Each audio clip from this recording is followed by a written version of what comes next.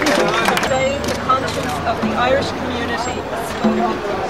The Ahern government has no popular mandate in providing the civilian Shannon airport to service the US war machine in its illegal invasion and occupation of Iraq. Neutrality should be kept, it should be held.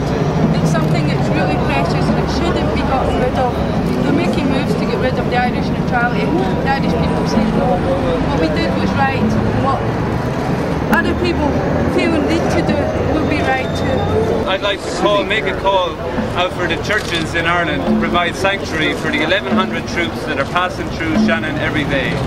Approximately 900,000 have passed through Shannon over the last 5 years. This tragedy has got to stop.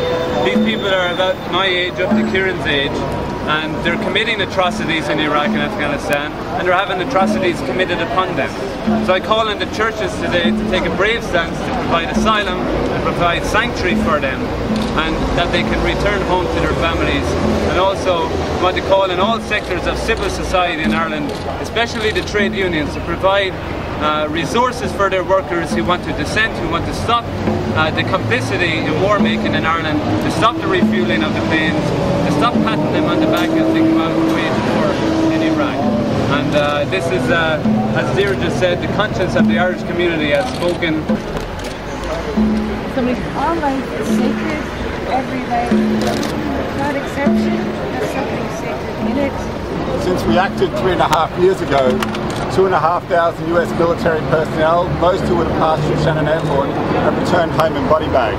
Over 10,000, most who would have gone through Shannon, have returned with permanent injuries, loss of limb and mind.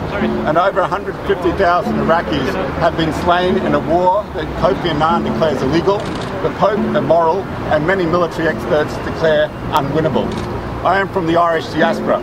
If the Ahern government had spoken courageously and morally 3.5 years ago in the company of the governments of France and Germany, the word from Ireland would have resounded to the diaspora in Britain, in Australia and the United States, and members of the diaspora in those militaries.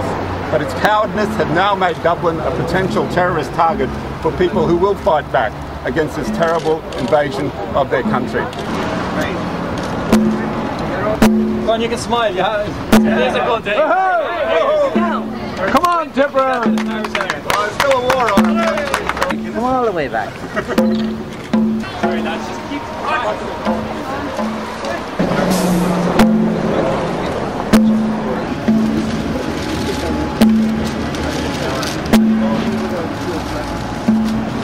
Everybody here.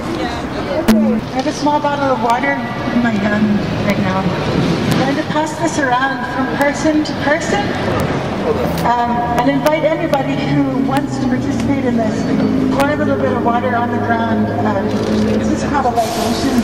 It's a way of commemorating the dead. This is for Casey Sheehan, son of Cindy Sheehan, who passed through Shannon to his death in Baghdad. This is for all who died in all wars and all who will die in all wars and conflict. This is for Gordon Gentle and all the UK soldiers who have died in Iraq, and also for all the children who died under the sanctions.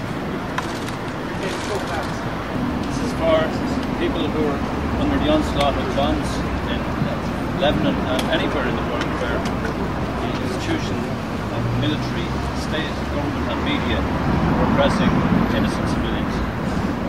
This is for the children, especially 500,000 children died in the sanctions in Iraq. How could we do it and do nothing about it? This is for the 46,000 plus children who have died in Iraq since the beginning of the war. How could we do it? I am outraged at what has happened. This is not a celebration. This is for Ali Salam, who was aged 14 and he died in the war. And let us remember all those who are likely to die before this war ends. This is for all those who haven't died but whose families, members have been killed in this war and perhaps who wish they were dead. This is for Munir Buamrana and Valdemar Milevich, the two Polish journalists who died trying to document the horror of the war, and for all the Polish troops who died because of our complicity in the war. This is for all the people who have lost arms and legs and other vital organs, and homes and schools and all the things that we take for granted here in Ireland. To sleep for the conscience that is practically drop dead during this horror. May this victory ignite the world's anguish and ignite the world's conscience.